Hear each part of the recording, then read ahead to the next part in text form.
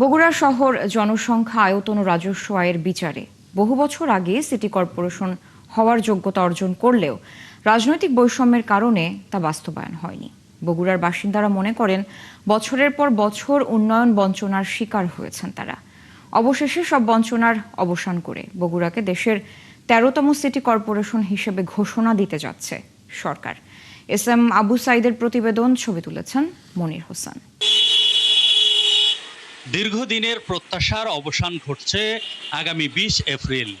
একদিনের সরকারি সফরে এসে প্রায় ৭০ বর্গ কিলোমিটার এলাকা নিয়ে নবগঠিত বগুড়া সিটি কর্পোরেশনের আনুষ্ঠানিক ঘোষণা ও ফলক উন্মোচন করবেন প্রধানমন্ত্রী তারেক রহমান। প্রধানমন্ত্রীর সফর ঘিরে চলছে জোর প্রস্তুতি। স্থানীয় সরকার, পল্লী উন্নয়ন ও সমবায় মন্ত্রণালয়ের প্রতিমন্ত্রী মীর শাহে আলম বগুড়া সফর করে সার্বিক পরিস্থিতি পরিদর্শন করেন এবং সিটি কর্পোরেশন ঘোষণার বিষয়টি নিশ্চিত করেন। মাননীয় প্রধানমন্ত্রী সম্ভবত নবসৃষ্ট বগুড়া সিটি কর্পোরেশনের উদ্বোধন ঘোষণা করে যেতে পারেন ইনশাআল্লাহ। 1876 সালে মাত্র 4টি ওয়ার্ড নিয়ে যাত্রা শুরু করে বগুড়া পৌরসভা। 2004 সালে সিটি কর্পোরেশন গঠনের লক্ষ্যে এটিকে 21টি ওয়ার্ডে উন্নতি করা হলেও নানা কারণে সেই উদ্যোগ বাস্তবায়িত হয়নি। বর্তমান সরকারের এই সিদ্ধান্তে স্বস্তি ও আনন্দ প্রকাশ করছেন স্থানীয় বাসিন্দারা। তাদের প্রত্যাশা, সিটি কর্পোরেশন প্রতিষ্ঠার মাধ্যমে বাড়বে নাগরিক সেবা।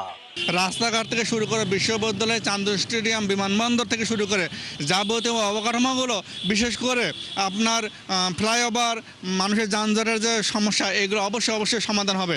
বিজ্ঞান ও প্রযুক্তি বিশ্ববিদ্যালয়টা পূর্ণাঙ্গ হবে, পাশাপাশি করতোয়া খনন হবে, এই ধরনের উন্নয়নমূলক কাজগুলো হবে। এর জন্য আমরা খুব খুশি। দীর্ঘদিনের অবহেলিত বগুড়াকে যেন সেই উন্নয়নের জায়গায় যেন নিয়ে আসে এবং বগুড়াবাসীর যে চাওয়াগুলো, সেই চাওয়াগুলোর দিকে যেন দ্রুত নজর দেন এবং বাস্তবায়ন করে, সেটাও আমরা পাশাপাশি প্রত্যাশা করছি। পৌর প্রশাসনের কর্মকর্তারাও জানান, বগুড়া সিটি কর্পোরেশন বাস্তবায়িত হলে নিশ্চিত হবে আধুনিক নাগরিক সেবা এবং পরিকল্পিত উন্নয়ন। বগুড়া যে উন্নয়ন বঞ্চিত ছিল, এই উন্নয়ন বঞ্চনার ঘাটতিটা পূরণ হবে। স্বভাবতই সিটি কর্পোরেশন হলে এখানে নাগরিক সেবার মান অনেক বৃদ্ধি পাবে। মাননীয় প্রধানমন্ত্রীর আগমন উপলক্ষে পৌরসভার কিছু কার্যক্রম আছে, সেগুলো আমরা করছি।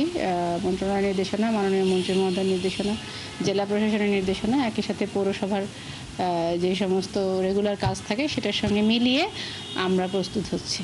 আগামী 20 এপ্রিল প্রধানমন্ত্রীর ঘোষণা ঘিরে উচ্ছ্বসিত এই অঞ্চলের মানুষ।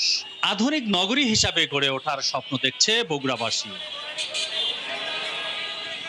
S M Abu Sayeed, 71, Bogura.